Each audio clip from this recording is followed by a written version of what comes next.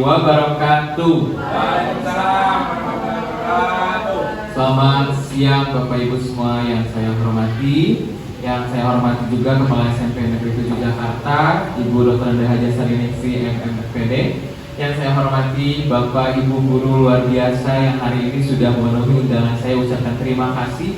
Juga mahasiswa PKM dari UNJ atas kedatangannya. Saya juga mengundang Bu, karena hari ini rencananya kita kan sudah dibentuk komite belajar SMP Negeri 7 yang di dalamnya itu ada kolaborasi dari beberapa mata pelajaran. Salah satunya adalah komunitas belajar humaniora yang di dalamnya itu adalah IPS dan PKN. Baik Bapak Ibu, oh iya tahan dulu webinar semua. Bapak Ibu semuanya, mari untuk mengharapkan rahmat dan ridho Allah Tuhan Yang Maha Kuasa, kita awali hari ini dengan kegiatan dengan membaca lafaz basmalah.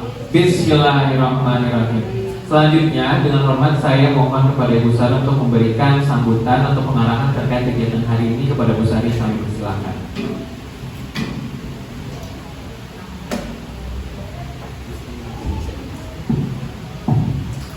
Bismillahirrahmanirrahim. Assalamualaikum warahmatullahi wabarakatuh. Alhamdulillahirrahmanirrahim. Wassalatu wassalamu ala asyrofil anbiya'i wal mursalin. Selamat siang Bapak dan Ibu semuanya. Semoga sehat semuanya. Di siang hari yang bikin mata sedang mermelek nih ya sebenarnya Bu ya, gitu ya. Tapi berharap tetap semangat kita semuanya. Baik, yang sama-sama kita hormati CGP kita, yaitu Pak Zainal. GP-nya ada nggak nih? Oh, Uyul nggak ada ya? Nggak diundang. Nah, Bu Ella gitu ya, selaku wakil Sapas, Bapak Ibu semuanya yang hadir di ruangan ini, ikut juga mahasiswa PKN. Alhamdulillah sebelumnya saya ucapkan terima kasih dan selamat atas terbentuknya komunitas belajar humaniora. Oke. Semoga komunitas belajar yang dibentuk oleh Bapak dan Ibu bisa membuat atau menghasilkan sebuah karya yang membuat nama baik SMP Negeri 7 menjadi lebih lebih terdengar gitu lah. Baik Bapak dan Ibu, alhamdulillah kita semua berada di kegiatan, salah satu kegiatan dari CGP. CGP calon guru penggerak, di mana calon guru penggerak kita angkatan ke-10 ya berbeda. Ke-9 ya, angkatan ke-9 beliau yang kelima ya. Nah, angkatan ke-9 termasuk salah satu kegiatan yaitu mendiseminasikan budaya positif gitu ya. Yang saat ini akan nanti disampaikan oleh CGP kita. Saya berharap kegiatan yang Pak Zainal lakukan ini juga bisa menginspirasi Bapak dan Ibu kaum muda, kaula muda, generasi Z. Ya Pak Satyo ya, kalau kita kan udah Gen X, kayaknya udah tinggal menunggu-nunggu saja gitu loh. Nah, yang untuk generasi-generasi milenial berharap semua mengikuti jejak Pak Zainal gitu ya. Memang tidak akan semuanya saya tanda tangani, karena kalau semua saya tanda tangani, kalau lulus semua nanti SMP 7 nggak ada yang ngajar gitu. Karena kan semua generasi milenial gitu ya. Makanya saya berharap mungkin nanti yang kedepannya yang ditunjuk siapa yang akan mengikuti. Saya berharap nih Pak Martua, Bu Indiana gitu ya, Bu Eka, Bu Endang kayaknya masih bisa ya. Udah nggak bisa Bu. Udah 50 Bu. Iya ya. Nah, ini juga pelajaran untuk para PKM, pengembangan diri untuk menjadi guru penggerak itu adalah pengembangan diri yang berkelanjutan.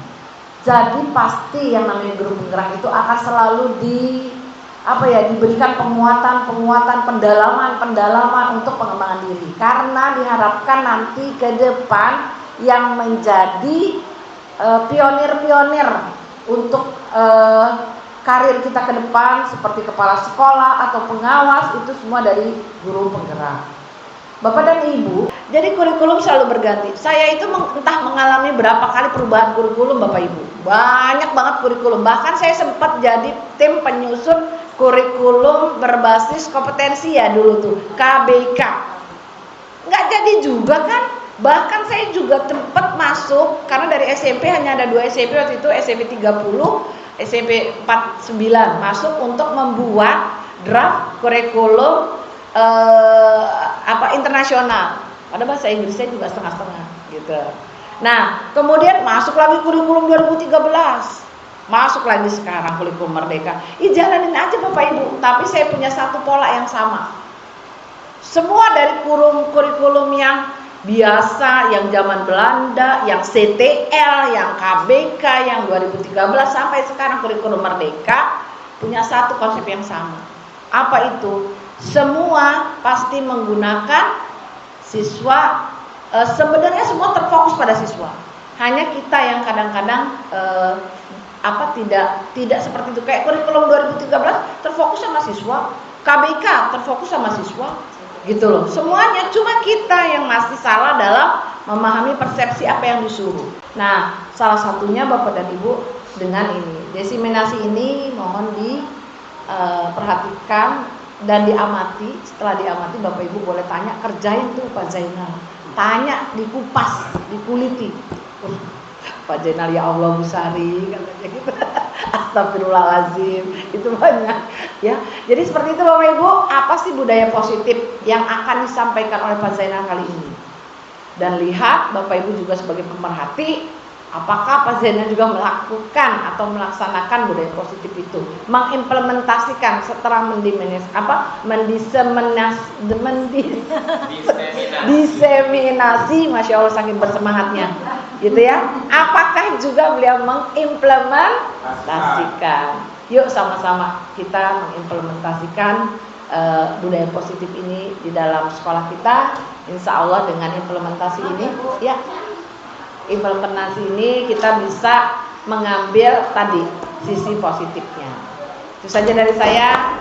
Silakan kembali ke Pak Zainal. Mohon maaf bila ada kata saya kurang berkenan. Billahi taufiq wal hidayah. Wassalamualaikum warahmatullahi wabarakatuh. Waalaikumsalam warahmatullahi wabarakatuh. Terima kasih Bu Sari atas sambutannya, arahannya, dan juga sedikit tekanannya ya. Bapak Ibu, menyambung dari Bu Sari bahwa hari ini saya akan melakukan diseminasi budaya positif atau disiplin budaya positif yang merupakan salah satu tugas dari rangkaian pendidikan guru penggerak atau calon guru penggerak.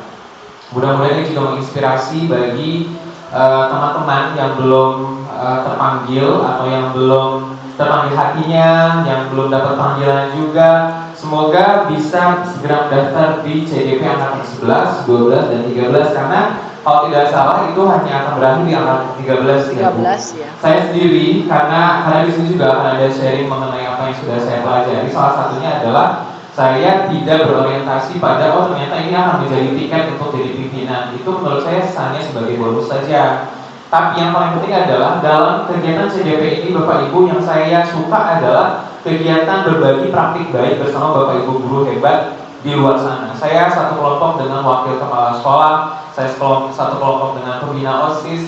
Jadi pemikirannya terbuka, tidak tertutup. Kemudian pemikiran-pemikiran bahwa ide saya yang paling baik, ide saya yang paling benar itu hilang, sirna ketika saya melihat betapa bagusnya, betapa kerennya ide-ide dari teman-teman yang lain. Termasuk salah satu visi dan juga perubahan atau prakarsa perubahan yang kemarin sudah disampaikan adalah melalui Satu Lidi ya Bu Sari. Itu juga salah satu inspirasi dari karya dari teman-teman. Kemudian saya simpulkan, kemudian saya buat sebuah inovasi di sekolah melalui Satu Lidi. Satu Lidi itu adalah semarak 7 dalam literasi digital yang Bapak Ibu bisa saksikan di tiang-tiang itu sekarang sudah ada di literasi-literasi yang menggunakan barcode, jadi anak-anak bisa menggunakan barcode. Nah itu, berbagi praktik baik itu merupakan salah satu bagian dari pendidikan guru penggerak yang menurut saya sangat menarik. Bapak Ibu, tadi sudah disampaikan bahwa hari ini saya akan melaksanakan budaya positif. Tapi biar saya awali dari pembukaan ya, karena sekolah kita tadi sekolah Pancasila, saya lupa untuk membuka dengan salam Pancasila kita. Bismillahirrahmanirrahim. Assalamualaikum warahmatullahi wabarakatuh. Selamat siang. Om Swastiastu, Namo Buddhaya, salam kebajikan, Rahayu, salam Pancasila. Salam Pancasila. Terima kasih, tepuk tangan dong buat kita semuanya. Bapak Ibu, saya sebelum memulai kegiatan diseminasi ini seperti biasa, saya akan memberikan ice breaking. Ice breakingnya melalui permainan konsentrasi. Karena kita udah SMP ya, bukan di SD lagi. Jadi saya mau memancing konsentrasi Bapak Ibu melalui clue yang harus dipecahkan. Ketika saya bilang SMP 7, Bapak Ibu bilang ayo main gitu ya. SMP 7, ayo main. Baik, clue-nya adalah 7 hari 7 benda. 7 hari 7 benda. Saya punya soal. Kita akan liburan ke Bali membawa 7 benda. Benda pertama adalah sepatu, benda kedua adalah sendal, benda yang ketiga dibawa adalah apa? Dengan clue-nya 7 hari 7 benda. Sepatu, benda pertama, benda kedua sendal, benda ketiga apa, Pak Tio? Jaket. Bukan jaket, Bu Sri. Benda ketiga kira-kira apa? Clue-nya 7 hari 7 benda.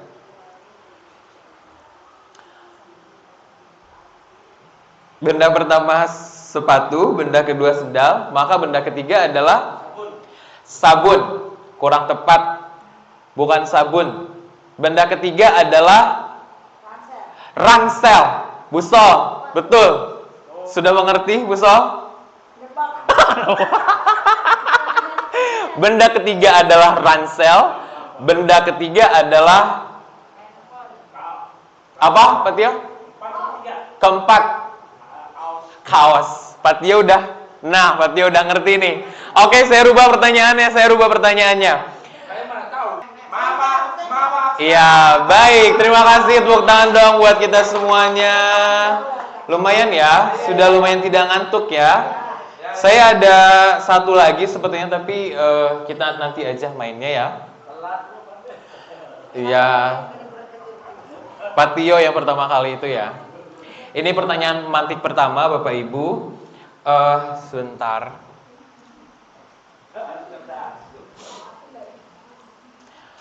Pertanyaan pemantik sebagai pemantik pertanyaan kita hari ini, apakah hukuman dapat mendisiplinkan anak?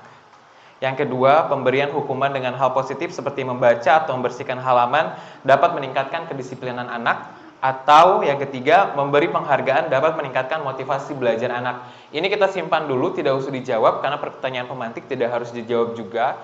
Yang jelas kita akan diskusikan nanti akhirnya seperti apa. Apakah pertanyaan ini bisa dijawab atau tidak. Bapak Ibu, yang saya lakukan hari ini adalah diseminasi, bukan berarti juga saya sudah menerapkan nilai-nilai ini. Saya juga malu kalau ada di sini ada Pak Martua, karena Pak Martua tahu banget saya seperti apa.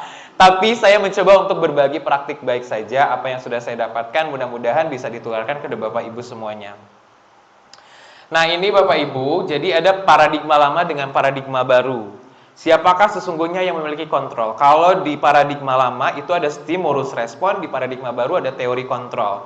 Di stimulus respon, kita mencoba mengubah orang agar berpandangan sama dengan kita. Jadi maksain orang buat satu pandangan sama kita. Padahal kita bisa saja berusaha memahami pandangan orang lain tentang dunia. Jadi lebih mengajak orang, kemudian memahami apa yang orang pikirkan tentang sesuatu.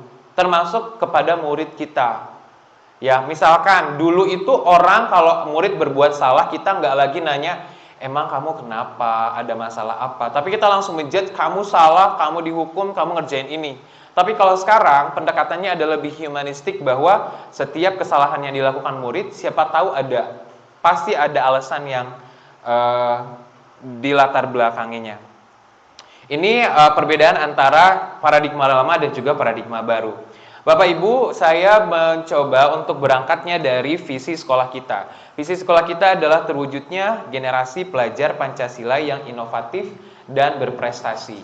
Nah, dari visi ini kemudian akan muncul, kalau untuk mewujudkan visi ini, maka akan dilakukan budaya-budaya disiplin positif. Apa itu budaya disiplin positif? Budaya disiplin positif adalah kedisiplinan yang berasal dari dalam diri, bukan karena dipaksakan, bukan karena diharuskan, tapi budaya itu memang berasal dari diri sendiri. Oleh karena itu, ketika budaya positif ini bisa dilakukan, maka visi sekolah kita bisa terwujud. Ini adalah nilai-nilai atau materi-materi yang akan kita pelajari hari ini, yaitu nilai-nilai kebajikan universal, teori motivasi, keyakinan kelas, kebutuhan dasar manusia, 5 posisi kontrol, dan restitusi menggunakan segitiga restitusi. Yang pertama adalah saya mengajak Bapak Ibu untuk melihat kembali pemikiran salah satu visioner pendidikan kita, yaitu Ki Hajar Dewantara. Beliau mengatakan bahwa merdeka itu artinya tidak hanya terlepas dari perintah, akan tetapi juga cakap buat memerintah diri sendiri. Nah, ini sangat cocok atau berkaitan dengan budaya disiplin positif, bahwa disiplin positif itu bukan karena faktor eksternal, tapi karena faktor internalnya yang bergerak, bukan karena orang lain menggerakkan, tapi bergerak karena dia mau bergerak. Yang pertama adalah nilai-nilai kebajikan universal. Ini sebetulnya nilai-nilai yang sudah kita kenal bersama terkait nilai-nilai yang selama ini ada di sekolah kita. Nilai kebajikan adalah sifat-sifat positif manusia yang merupakan tujuan mulia yang ingin dicapai setiap individu. Nilai tersebut bersifat universal, lintas bahasa, suku bangsa, agama maupun latar belakang.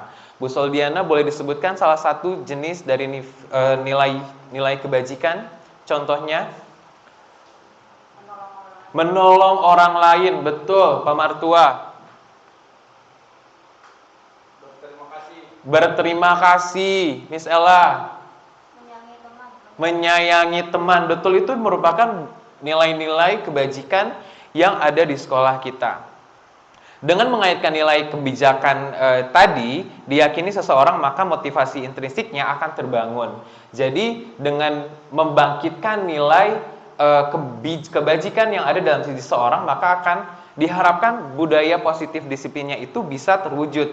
Sementara untuk nilai-nilai disiplin positif yang selama ini kita kenal, itu sudah terangkum dalam profil pelajar Pancasila yang memiliki berapa dimensi ya Bu Indi? Ada 6, betul sekali. Ada lagunya kan ya, 6 ini. Pelajar Pancasila, beriman dan bertakwa, benar Tuhan yang esa dan berakhlak mulia, binekaan global, gotong royong mandiri, kreatif dan terima kasih, tepuk tangan dulu dong buat kita semuanya.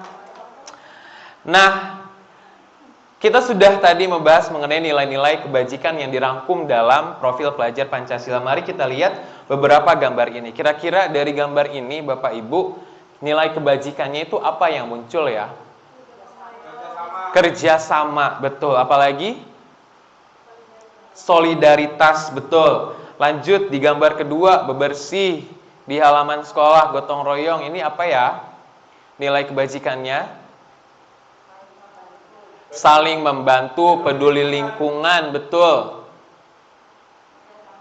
Kerjasama, betul. Dan gambar terakhir ini adalah kegiatan sholat duha berjamaah. Kira-kira nilai kebajikannya apa? Berakhlak mulia, beriman. Nah Bapak Ibu, kalau dilihat dari ketiga foto ini, kira-kira mana yang kedisiplinannya itu muncul dari dalam dan mana yang muncul dari luar? Ada yang mau berpendapat gak? Silahkan Bu Endang. Nah dari ketiga gambar ini kira-kira mana yang munculnya dari dalam, mana yang munculnya dari luar? Kira-kira.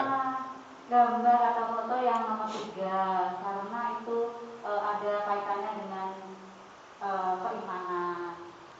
Karena ada kaitannya dengan agama ya. Betul. Karena untuk kepercayaan atau agama itu adalah merupakan hak asasi yang paling asasi. Betul. Hak asasi yang paling privat ya, antara kita dengan Tuhan. Terima kasih, tepuk tangan untuk Bu Endang, Bapak Ibu semuanya.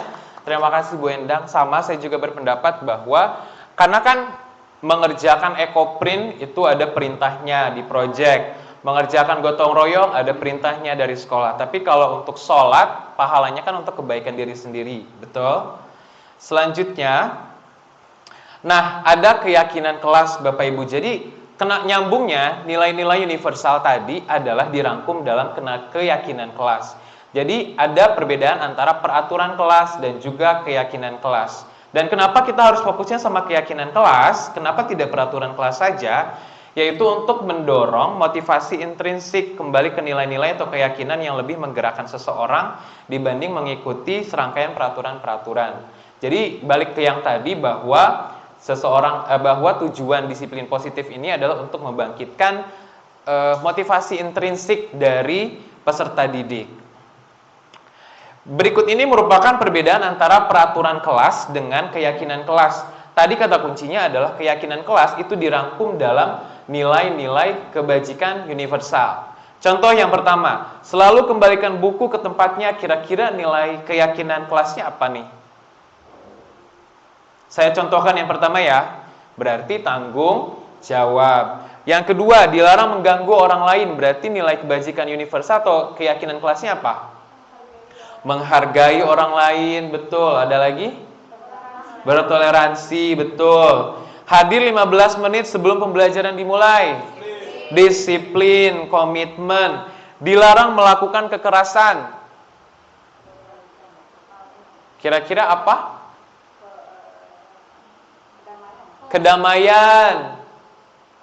Komitmen, kita lihat bisa saja juga keselamatan dan menghormati orang lain. HP digunakan untuk keperluan belajar. Disiplin, tanggung jawab, komitmen. Dan jangan berlari di koridor kelas. Kira-kira nilai kebajikannya apa nih yang dirangkum dalam keyakinan kelas? Apa? Pengendalian diri, kemudian nilai keselamatan dan nilai keamanan. Jadi Bapak Ibu nanti kalau misalkan di kelas mau bikin keyakinan kelas, peraturan kelas tetap dibuat, tapi dirangkum dalam keyakinan kelas. Keyakinan kelas sifatnya lebih universal. Misalnya bertanggung jawab, berarti kan peserta didik itu akan bertanggung jawab terhadap semua hal yang dia lakukan di kelas. Nggak cuma sekedar minta izin ke toilet ketika belajar, nggak cuma sekedar pakai handphone di kelas, tapi dengan menyepakati keyakinan kelas ini, maka peserta didik akan sadar bahwa oh iya, saya punya tanggung jawab di kelas, bukan cuma sekedar di aturannya saja, tapi semua hal adalah menjadi tanggung jawab saya. Begitupun dengan menghargai orang lain. Ternyata bukan cuma nggak boleh ngatain nama bapak gitu, nggak boleh ngatain orang lain dengan nama orang tua, kemudian nggak boleh nyubit, nggak boleh berbuat kekerasan, tapi menghargai orang lain itu bisa berbentuk apapun. Jadi peserta didik akan lebih lebih sadar dengan adanya keyakinan kelas ini karena sifatnya lebih luas atau lebih umum. Seperti itu ya Bapak Ibu. Jadi diharapkan mungkin nanti Bapak Ibu di ajaran baru atau boleh besok atau boleh minggu depan, kapanpun boleh untuk merubah atau mentransformasikan peraturan kelas ke dalam keyakinan kelas. Tapi setelah keyakinan kelas nanti dibahas Bapak Ibu, dibahasnya adalah keyakinan kelas tanggung jawab ini akan larinya kemana gitu, supaya peserta didik sadar bahwa oh iya, ini yang harus mereka lakukan. Kemudian ada teori motivasi, hukuman, konsekuensi, dan restitusi. Nah, ini Bapak Ibu saya tadi menyinggung mengenai motivasi intrinsik. Kita ketemunya di sini bahwa ada 3 nih. Untuk yang pertama adalah Bapak Ibu kita disiplin karena beberapa alasan. Ini kita ngomongin kita aja sebagai guru ya. Yang pertama apakah untuk menghindari ketidaknyamanan atau hukuman, atau untuk mendapatkan imbalan dari orang lain, atau untuk menghargai diri sendiri. Kalau motivasinya untuk menghindari ketidaknyamanan atau hukuman dan untuk mendapatkan imbalan, berarti itu adalah motivasi eksternal atau ekstrinsik. Sementara motivasi internal itu adalah untuk menghargai diri sendiri. Contohnya misalkan, Bu Soldiana, maaf saya tanya, Bu Soldiana datang ke sekolah tepat waktu itu karena memang memiliki jiwa disiplin yang berintegritas atau karena nggak mau TKD-nya dipotong? Dua-duanya ya, dua-duanya. Berarti masih ada faktor eksternal dan juga internalnya. Nah, Bapak Ibu, diharapkannya adalah yang menjadi highlight-nya atau yang menjadi ditebalkannya adalah motivasi internalnya, supaya mendorong anak peserta didik itu sadar bahwa dia punya tanggung jawab sehingga terbentuklah kedisiplinan dia di dalam kelas tersebut. Jadi sekali lagi intinya adalah untuk menebalkan motivasi internal yang berasal dari dalam dirinya supaya tanggung jawabnya justru berasal dari dalam dirinya sendiri. Mari kita jawab sama-sama ya Bapak Ibu, ini adalah hukuman atau konsekuensi. Bedanya hukuman itu biasanya konsekuensi itu terukur atau nyambung sama pelanggarannya. Kalau hukuman itu tidak terukur atau kadang-kadang nggak nyambung, terserah mau ngapain aja. Sekarang, selalu datang lebih awal ke sekolah karena takut TK ada dipotong, internal apa eksternal? Eksternal. Eksternalnya kenapa Pak Martua? Eksternalnya karena masalahnya datang dari luar. Iya, karena untuk menghindari hukuman kan, betul. Yang kedua, membuat soal ulangan agar namanya tidak di-list di grup sekolah. Eksternal. Eksternalnya gimana Bu Indi? Karena apa? Karena takut malu atau menghindari hukuman. Betul. Mengerjakan aksi nyata PMM supaya mendapatkan sertifikat. Bu Soldiana, ini apa nih? Eksternal. Karena orientasinya apa? Oh, internal apa eksternal nih?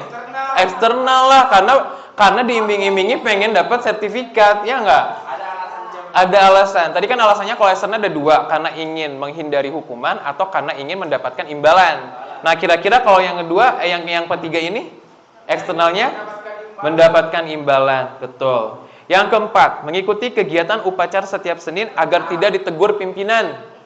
Eksternal ya, untuk menghindari teguran, betul. Dan terakhir, ini mungkin adalah menyambut murid di gerbang sekolah sebagai bentuk tanggung jawab. Ini adalah internal. Kecuali misalkan salaman di depan karena karena dikontrol piketnya, takut. Nah, karena kalau misalkan kita salaman di depan karena ingin sebagai bentuk tanggung jawab bahwa kita memang bertugas di sana, berarti itu adalah motivasinya internal ya Bapak Ibu. Sekali lagi kesimpulannya adalah justru motivasi internal ini yang harus digaris tebal, digaris bawahi atau ditebalkan nilai-nilainya supaya budaya disiplin positifnya itu muncul. Nah, ini perbedaan antara hukuman dan konsekuensi, di mana hukuman itu yang pertama sesuatu yang menyakitkan yang harus terjadi, sementara konsekuensi itu sesuatu yang harus terjadi. Yang kedua, membuat anak sakit baik itu fisik maupun hati untuk jangka waktu yang lama. Sementara konsekuensi itu mungkin akan membuat anak merasa tidak nyaman tetapi dalam jangka waktu yang pendek. Kemudian anak membenci kedisiplinan. Kalau anak dihukum ternyata tidak membuat anak itu jadi disiplin, malah anak itu membenci untuk disiplin. Kemudian setelah itu konsekuensi justru anak akan menghargai disiplin. Paksaan, itu tadi kita sudah bahas mengenai stimulus dan tanggapan. Kemudian mendorong anak menyakiti diri sendiri, sementara konsekuensi itu mendorong anak dalam menyesuaikan diri. Dan terakhir, konsep diri yang buruk, hukuman itu merupakan konsep diri yang buruk, sementara konsekuensi itu adalah konsep diri yang baik. Kenapa Pak Martua? Saya ada pertanyaan Pak Jenderal tentang hukum dan konsekuensinya. Mungkin untuk secara pengucapan kita mungkin gampang. Jadi saya ingin tahu contoh konkretnya seperti apa Pak Jenderal untuk hukuman ataupun konsekuensi dalam lingkungan sekolah kita. Ada pertanyaan? Baik, boleh, nggak apa-apa sambil diskusi. Baik, terima kasih Pak Martua. Pak Tio nanti aja dulu. Ya, terima kasih Pak Martua. Ngantri ya. Pak Martua, contohnya misalkan ada anak, misalkan gini, ada anak pakai sepatu warna pink ke sekolah. Sementara di sekolah itu diwajibkan anak-anak menggunakan sepatu warna hitam. Kalau bentuk hukuman adalah kamu pakai sepatu warna pink, sudah tidak sesuai dengan aturan sekolah. Kamu muter lapangan sebanyak 10 kali, atau kamu nyeker, sepatunya dilepas. Kalau konsekuensi itu bisa misalkan menggunakan alternatif. Dia itu ditelepon orang tuanya disuruh mengantarkan sepatu yang warna hitam ke sekolah. Itu sebagai konsekuensinya. Konsekuensi yang lainnya misalkan selama menunggu orang tuanya untuk mengantarkan sepatu, si anak itu diberikan Misalkan suruh membaca yang ada kaitannya sama mata pelajaran yang harus dia ikuti, ternyata dia tidak ikuti gitu. Jadi tidak meninggalkan kewajiban dia untuk belajar. Sementara hukuman itu arahnya itu tidak ada hubungannya dengan kesalahan yang dia lakukan gitu. Kenapa Bu Indi? Pak, saya mau tanya, kalau misalkan di kelas itu udah kesepakatan, misalkan kalau ada yang bermain game di kelas, maka handphonenya akan diperiksa, itu termasuk bentuk konsekuensi atau hukuman? Jika itu sudah disepakati ya Bu Indi, saya rasa itu adalah konsekuensi. Kecuali kalau tidak ada kesepakatan di awal, maka itu akan berbentuk hukuman. Saya lanjutkan dulu ya Bapak Ibu. Aduh, ngeri-ngeri ini pertanyaannya. Kita bahas ini konsekuensi atau hukuman ya Bapak Ibu. Yang pertama, mencatat 100 kali dalam buku kalimat saya tidak akan terlambat lagi karena terlambat. Kira-kira hukuman apa konsekuensi? Hukuman ya, ini udah jelas. Yang kedua, lari mengelilingi lapangan basket 2 kali karena terlambat. Hukuman. Kenapa ya hukuman? Iya, berbentuk fisik, tidak ada hubungannya dengan kesalahan yang dia buat. Kemudian yang ketiga, murid diminta untuk push up 15 kali karena tidak menggunakan masker ke sekolah. Hukuman, betul. Lalu menggantikan kertas tugas teman yang telah dicoret-coret. Hukuman apa konsekuensi? Konsekuensi, betul. Membersihkan tumpahan air di meja tulis karena tersenggol. Konsekuensi. Lari mengelilingi lapangan basket 2 kali karena terlambat 10 menit untuk pelajaran PJOK. Konsekuensi apa hukuman? Kenapa konsekuensi Bu Sol? Karena pelajaran PJOK. Betul, tepuk tangan dong buat Bu Soldiana. Jadi selama itu nyambung dengan kesalahan yang dia lakukan, itu disebut sebagai konsekuensi. Baik, ini juga sekaligus menjawab pertanyaannya Pak Martua tadi ya, bedanya hukuman sama konsekuensi. Mudah-mudahan contoh-contoh aplikatif dan kontekstual ini bisa menggambarkan Bapak Ibu mengenai perbedaan antara hukuman dan konsekuensi. Hukuman dan konsekuensi dua-duanya bisa datang dari guru. Bisa datang dari guru. Misalkan ketika anak salah, maka guru yang memberikan usulan saran untuk menebus pelanggarannya itu atau kesalahannya itu. Ada lagi yang namanya restitusi, Bapak Ibu. Ada hukuman, ada konsekuensi, ada restitusi. Restitusi itu menciptakan kondisi bagi murid untuk memperbaiki kesalahan mereka sehingga mereka bisa kembali pada kelompok mereka dengan karakter yang lebih kuat. Nah, biasanya kalau restitusi justru ide untuk menebus kesalahannya itu berasal dari muridnya. Misalkan ada yang berantem. Ini yang saya ketahui, yang mohon ditambahkan atau dikoreksi kalau saya salah. Misalkan ada yang berantem sampai kancingnya itu robek. Dipanggillah kedua orang yang berantem ini. Setelah dipanggil menggunakan segitiga restitusi. Nah, yang nanti kita akan bahas apa itu segitiga restitusi. Segitiga restitusi itu sebetulnya lebih ke pendalaman untuk menyadarkan bahwa dia itu benar salah, dia itu sepakat untuk memperbaiki kesalahan, dan dia mau mengganti kesalahan yang dia buat. Contohnya tadi robek. Pada saat dia tahu bahwa dia merobekkan baju temannya, maka konsekuensi atau restitusi yang muncul adalah, Pak, saya mau menjahitkan bajunya dia. Biarkan saya belajar menjahit ke guru, misalkan tata busana, biar saya menjahitkan bajunya dia. Itu datang dari peserta didik, berarti namanya adalah restitusi. Jadi bukan lagi dari guru yang ya udah kamu kerjain ini, tapi kita menyadarkan, menggali dan membuat mereka mau untuk win-win solution. Win-win solution itu kemenangan di kedua belah pihak. Jadi tidak ada yang dirugikan, tidak ada yang merasa dimenangkan gitu. Jadi win-win solution. Nanti kita akan bahas lebih lanjut mengenai restitusi di segitiga restitusi. Selanjutnya Bapak Ibu, tadi kan kita sudah belajar nilai kebajikan universal yang dituangkan ke dalam keyakinan kelas. Kemudian dalam keyakinan kelas ketika ada yang melanggar, maka itu namanya bisa hukuman, bisa konsekuensi, bisa restitusi. Nah, ternyata ketika anak melakukan pelanggaran atau kesalahan, itu kita harus melihat dulu. Dan ini saya yakin banyak terjadi di sekolah kita ketika banyak anak yang tidak masuk, tidak mengerjain PR, tidak melakukan ini itu. Setelah ditanya ternyata mereka punya alasan tertentu yang membuat kita jadi oh iya ya gitu. Jadi nggak selamanya kita sebagai guru itu langsung pokoknya kamu kerjain tugas ini jadi 10 kali lipat gitu misalkan ya. Karena selama ini saya melihat Pak Martua sudah ke sana, Bu Soldiana sudah ke sana gitu. Jadi ketika melihat anak-anak yang melakukan pelanggaran justru ditanya dulu kamu kenapa? Kok nggak ngerjain tugas? Gitu ya Pak Martua ya? Ya Pak Jenal.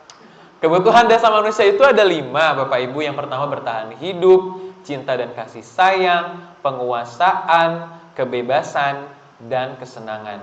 Sebentar saya intip dulu.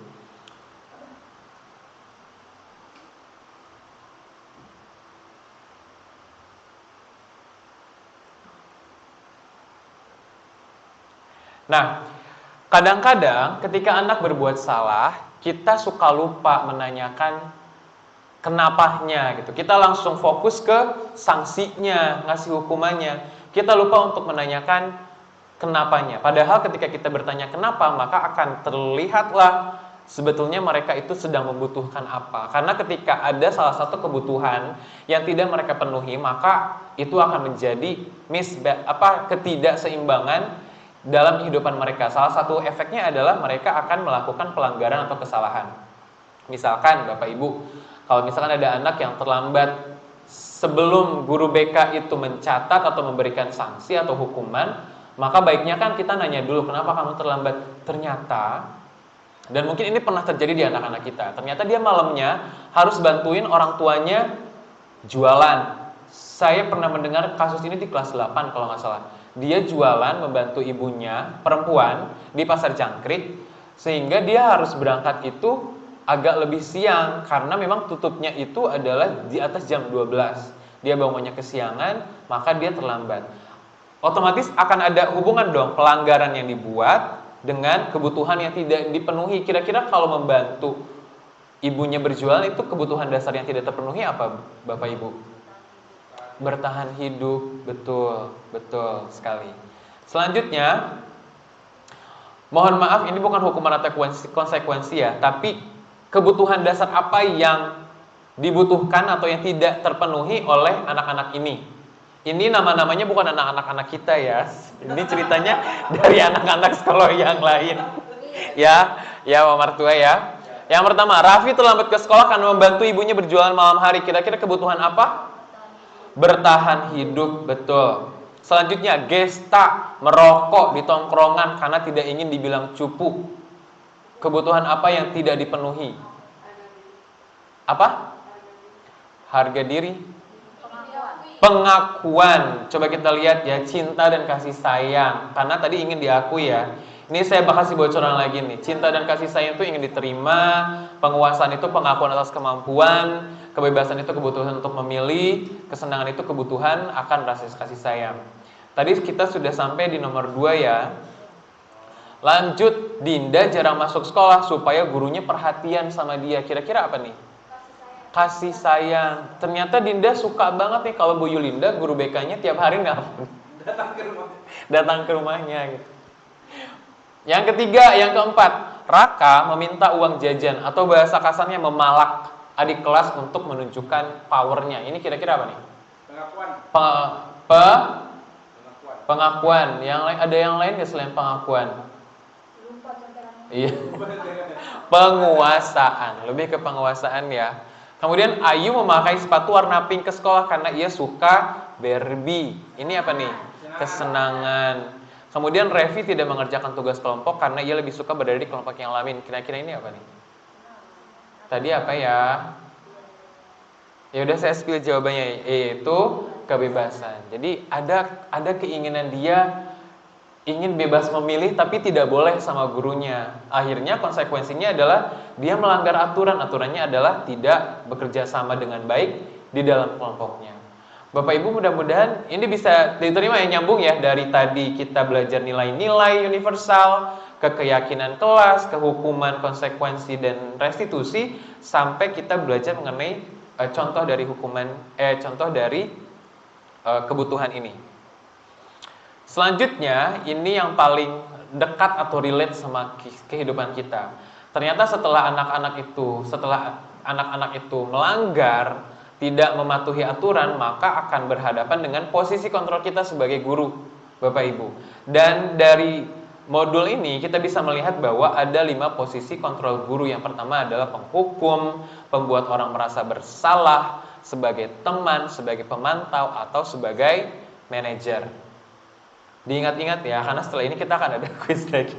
Ada penghukum, ada pembuat orang merasa bersalah, ada teman, ada pemantau, sama ada manajer. Sebelum saya memberikan contoh dan penjelasan lebih lengkap Bapak Ibu, ya kita lihat beberapa gambar berikut ini. Ya, ada gambar 1, 2, 3, 4, dan 5 dengan orang yang salah. Ceritanya itu adalah bintang. Satu orang yang sama ditangani oleh 5 orang berbeda.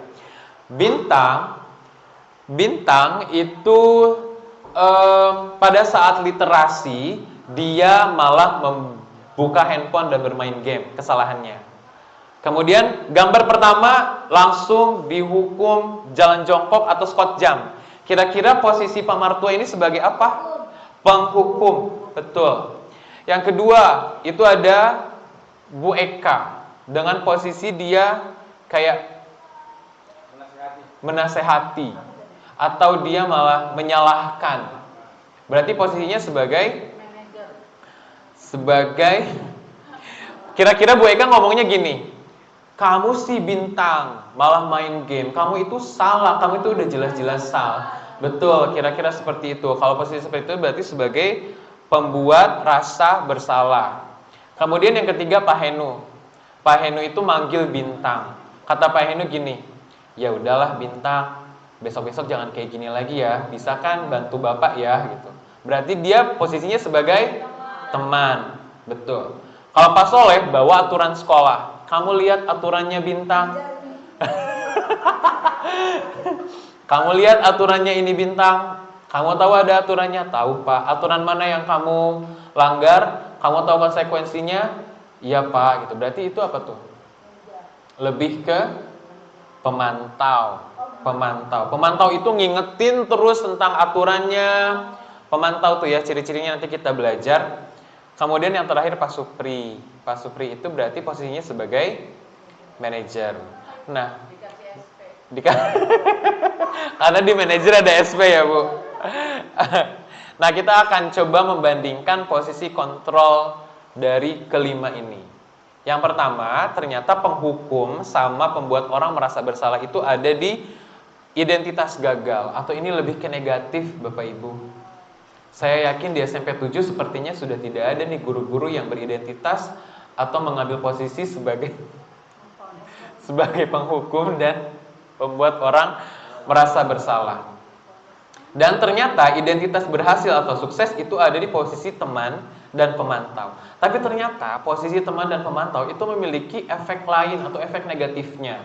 Ada posisi negatifnya loh dari teman dan pemantau ini. Sementara yang paling ideal itu adalah posisinya sebagai manajer. Manajer itu yang mengelola. Manajer itu yang membantu menuntun.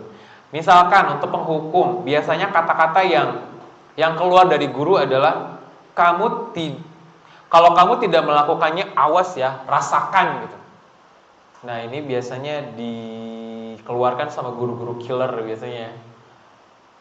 Kamu kan udah melanggar aturan, silahkan jalan jongkok, silahkan berdiri di depan kelas dengan posisi tangan memegang telinga, kakinya diangkat satu. Itu kayaknya zaman-zaman ini ya, jahiliyah, kolonial. Kemudian pembuat orang merasa bersalah biasanya dia bilang gini, ibu tuh kecewa sama kamu. Kamu itu udah salah dengan kamu membawa handphone pada saat literasi terus kamu main game. Kamu itu tidak bisa diatur. Kamu itu sudah melanggar aturan. Kamu itu dan sebagainya, mengeluarkan kalimat-kalimat negatif. Dan efeknya adalah si anak jadi merasa bersalah, jadi merasa Jadi manusia yang paling bersalah pada saat itu. Kalau penghukum jelas dia secara fisik, secara mental dia betul mengganggu peserta tadi. Kemudian kalau teman, apa efek negatifnya? Sebetulnya kalau teman ini posisinya lebih nyantai ya, lebih santai gitu, lebih mengayomi. Tapi ternyata ada posisi atau efek negatifnya adalah justru itu membuat murid jadi ketergantungan. Ah, sama Pak Henu ini gampang gitu. Ah, sama Bu Indiana ini gampang. Bu Indiana mah soalnya kita udah kayak teman, udah kayak bestie gitu. Jadi murid-murid kayak ngegampangin. Sementara untuk pemantau itu tuh kita harus jadi kayak si anak jadi harus kayak menghafalkan tata tertib seluruhnya karena akan selalu dipantau oleh si pemantau ini. Nah, sementara untuk manajer, dia akan diberikan kebebasan untuk berekspresi, untuk bercerita, digali sama si manajer itu. Dan posisi ini yang menjadi posisi ideal kita sebagai guru di sekolah. Maka pertanyaan berikutnya Bapak Ibu, posisi apakah yang selama ini kita perankan dalam kegiatan mengajar di sekolah kita? Kalau saya sendiri pribadi mungkin akan lebih banyak merasa bahwa posisi yang selama ini saya lakukan adalah di posisi teman, posisi pembuat orang merasa bersalah, dan posisi penghukum. Maka dari itu saya belajar untuk lebih memposisikan diri sebagai manajer. Kalau Pak Martua sendiri, selama ini Pak Martua berada di posisi mana nih Pak Martua? Teman penghukum buat orang merasa bersalah. Ya, sama ya. Tapi dengan adanya informasi ini maka sisi positifnya adalah kita tahu bahwa posisi yang paling ideal adalah posisi manajer. Kalau Ibu Peri Soldiana sama juga. Bisa jadi teman, pemantau. Tapi mungkin pernah juga menjadi manajer ya, Bu?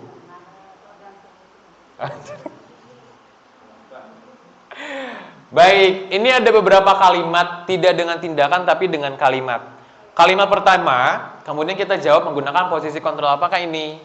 Yang pertama, saya kecewa sekali dengan kamu. Kira-kira ini posisi kontrolnya apa nih? Pembuat merasa bersalah. Betul. Yang kedua, kamu tidak pernah benar melakukannya. Kamu itu tidak pernah, pokoknya salah terus di depan guru. Biasanya itu keluar dari mulut-mulut guru penghukum biasanya, ya. Yang ketiga, ayolah lakukan demi ibu atau bapak, bisa kan? Teman, betul. Apakah kamu mendapatkan stiker bintang hari ini? Biasanya pemantau, ya nggak sih? Karena biasanya pemantau itu yang melihat betul. Biasanya ini adalah pemantau. Bagaimana kamu bisa menyelesaikan masalah ini? Ini lebih ke manajer. Karena setelah ini biasanya dijawab sama peserta didiknya kan, muridnya. Pak, saya akan memperbaiki dengan cara ini gitu. Kemudian, copot sepatumu itu. Salah siapa ke sekolah pakai sepatu warna merah? Kira-kira ini posisinya sebagai penghukum. Betul. Saya yakin di SMP tuh di sekolah kita tidak ada ya Bapak Ibu yang seperti itu. Ada oknum. Tapi walaupun ada ya Bapak Ibu, mari kita refleksikan diri. Walaupun ada, termasuk saya pun kadang-kadang suka langsung emosi, tersulut, langsung ngasih hukuman tanpa dasar gitu. Berarti kan posisinya sebagai penghukum. Nah, karena kita sudah mendapatkan materi ini, maka marilah kita berubah untuk memposisikan kita sebagai manajer. Nah, Bapak Ibu, tadi saya ulang lagi ya, setelah mengetahui nilai-nilai kebijakan universal dituangkan ke dalam keyakinan kelas, kemudian ada anak-anak yang bersalah, maka itu akan masuk ke dalam hukuman, konsekuensi atau restitusi. Kemudian setelah itu apa tadi? Iya, setelah itu masuk ke posisi kita sebagai guru, masuknya ke mau menindaklanjuti anak ini sebagai penghukum kah, teman kah, pemantau kah, pembuat rasa bersalah atau manajer. Nah, ketika kita memposisikan sebagai manajer, maka ada langkah-langkahnya yang akan kita lakukan atau yang bisa kita lakukan, yaitu menggunakan segitiga restitusi. Apa itu segitiga restitusi? Yaitu proses dialog dialog, ngobrol, komunikasi dengan anak didik untuk menghasilkan peserta didik yang mandiri dan bertanggung jawab. Jadi sehingga ketika murid kembali ke komunitasnya, kembali ke kelasnya, dia akan lebih bertanggung jawab dari kesalahan yang telah dia buat. Sehingga 3 resolusi itu meliputi 3 tahap. Yang pertama adalah menstabilkan identitas, validasi tindakan yang salah, dan menanyakan keyakinan. Bapak Ibu, memang ini akan sedikit panjang prosesnya, tapi proses yang panjang ini harapannya adalah menciptakan peserta didik yang ketika mereka berbuat salah, mereka tahu konsekuensinya, mereka tahu mereka salah, dan mereka mau memperbaiki kesalahannya.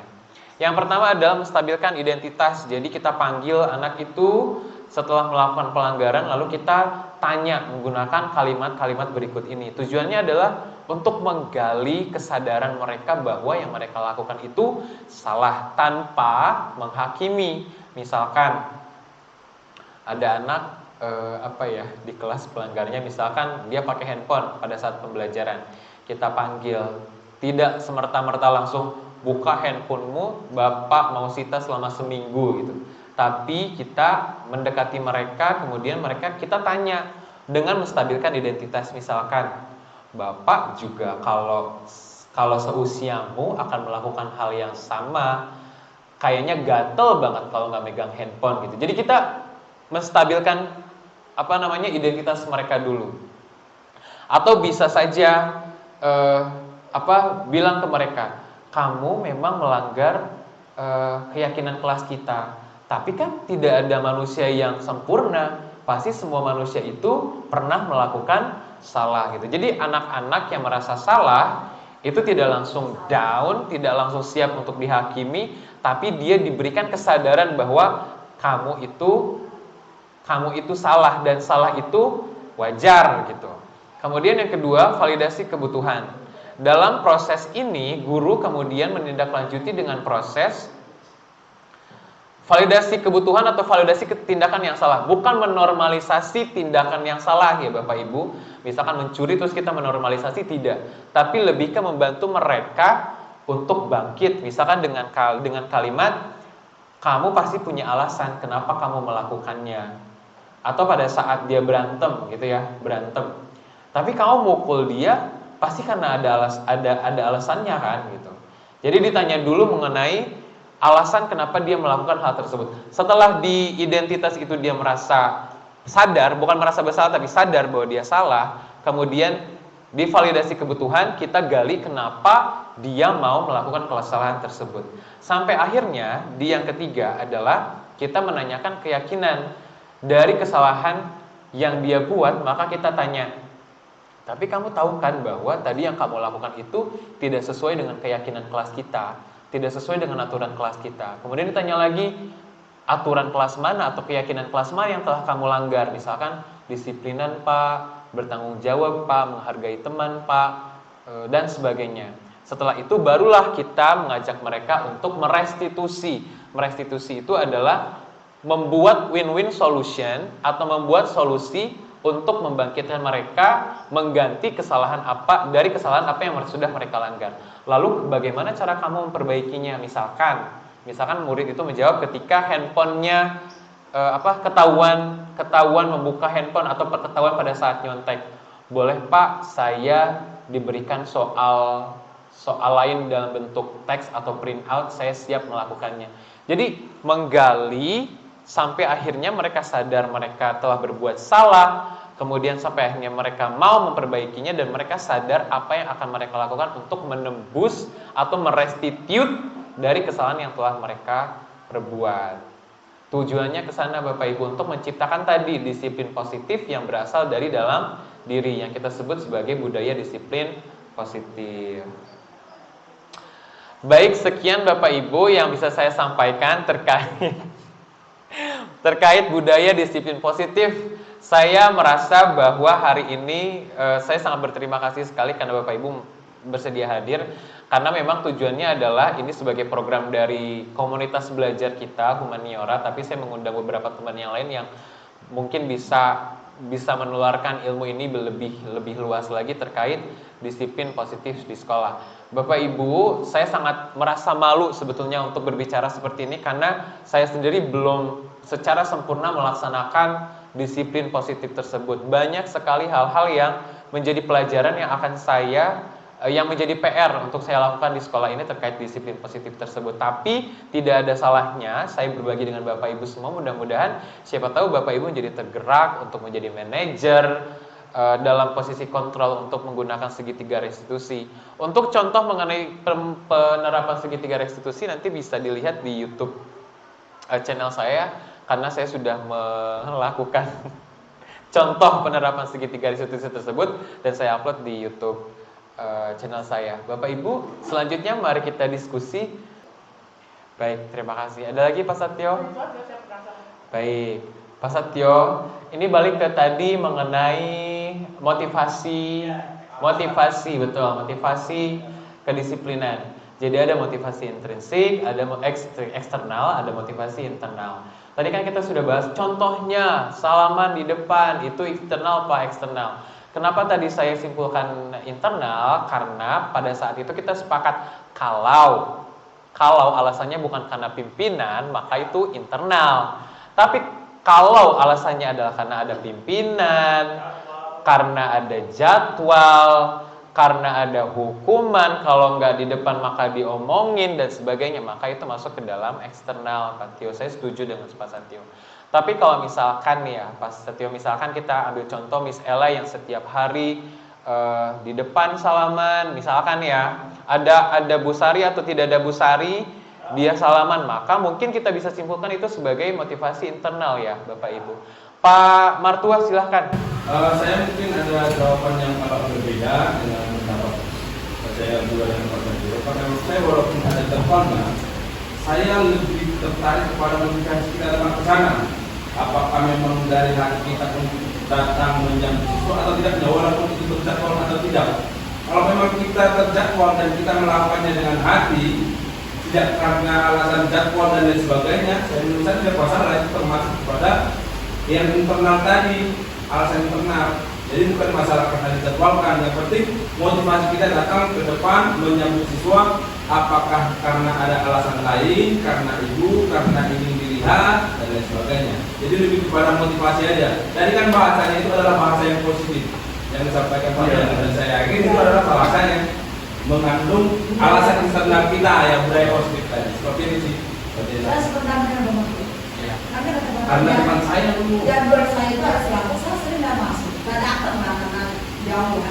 Saya malah senang tuh Pak Satyo, ketika mungkin kayak Miss Ella dan guru teman yang lain itu selalu stay di situ juga. Mari kita budayakan yang positif, kita budaya positif. Betul. Ya, kalau misalkan dilihat dari internal eksternal kan tergantung dari orang. Ya. Saya nggak boleh katakan saya bahwa di spesifik ini kan eksternal internal. Nah, kalau misalkan jujur menurut saya itu eksternal karena kan jadwal. Ya. Kalau yang internal ada misalnya Bu Sari, Bu Ella, tanpa jadwal apapun yang udah di depan dan orang-orang yang memang dia mau menyambut siswa itu boleh. Terima kasih Pak Satyo. Sebetulnya Pak Marto itu bukan berbeda pendapat dengan Pak Satyo saya maupun yang lainnya, Pak Satyo dan saya maksudnya, tapi berbeda perspektif gitu. Perspektifnya Pak Satyo adalah kalau itu jadwal, kalau itu pimpinan, kalau itu ada hukuman, maka otomatis iya dong itu eksternal. Tapi kalau ternyata tanpa ada jadwal, tanpa ada pimpinan, karena dia emang mau salaman ya berarti memang itu internal. Sebetulnya kita satu garis yang sama. We are on the same boat. Nah, yang jadi permasalahan itu posisi dari kotak itu jadi apa? Kenapa Pak Satyo? Tadi kan posisi internal. Oh, karena kita tidak menjelaskan di sana itu kita tidak menjelaskan faktor apa yang membuat dia mau bersalaman kan? Betul. Kalau itu datang dari dirinya, maka saya tulisnya itu adalah internal. Seperti itu ya Pak Martua. Ya, saya lebih tertarik kepada penggunaan kalimatnya yang positif tadi Pak Zainal. Coba dilihat lagi ada enggak? Yang mana nih? Yang tadi eksternal. Jadi kita lebih namanya juga diskusi ya. Iya betul. Yang pertama tadi yang internal eksternal ya. Jadi menurut saya itu adalah kalimat-kalimat yang positif. Terus. Oh belum. Ini hukuman. Oh ini Oh ini ya. Ya nih, menyambut murid di gerbang sekolah sebagai bentuk tanggung jawab. Nah iya betul. Jadi Ada kata tanggung jawab. bahasa yang positif. Betul. Nah mungkin Pak Satyo itu maksudnya gini, kalau misalnya itu nggak ada jadwalnya dia, tapi dia tetap datang, apakah itu eksternal, apa internal gitu ya? Oh, kalau itu udah jelas. Dia nanya tidak ada jadwal. apa internal. Jadi balik ke, kalau ini kan menggunakan kalimat positif, kata-kata mertua dengan sebagai bentuk tanggung jawab, masa ya eksternal, ya nggak sih Pak? Berarti dia internal dong. Terima kasih Pak Satyo atas pertanyaannya. Baik Bapak Ibu, karena tidak ada yang bertanya, maka kita dapat menutup kegiatan hari ini. Bapak Ibu, saya sangat senang sekali atas kedatangannya. Semoga praktik baik ini bisa kita lanjutkan dalam pertemuan-pertemuan kedepannya. Salah satunya adalah yang saya rencanakan bahwa di pertemuan berikutnya kita bisa merancang aksi nyata bersama untuk platform Merdeka Mengajar biar kita betul.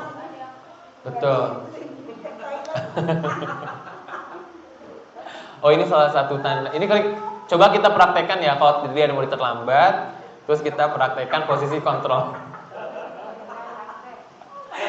Baik, Bapak Ibu, kesimpulan yang ingin saya sampaikan pada kesempatan hari ini adalah bahwa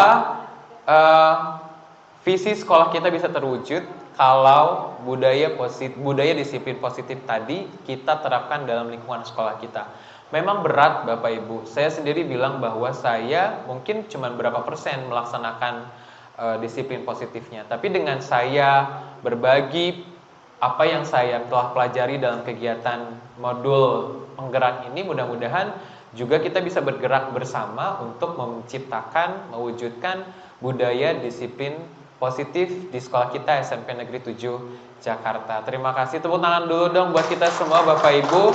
Mari sama-sama kita baca tutup dengan baca hamdalah. Semoga apa yang kita lakukan hari ini mendapatkan keridhaan dan keberkahan dari Allah Subhanahu wa taala, Tuhan yang Maha Kuasa. Alhamdulillahirabbil alamin. Terima kasih. Assalamualaikum warahmatullahi wabarakatuh.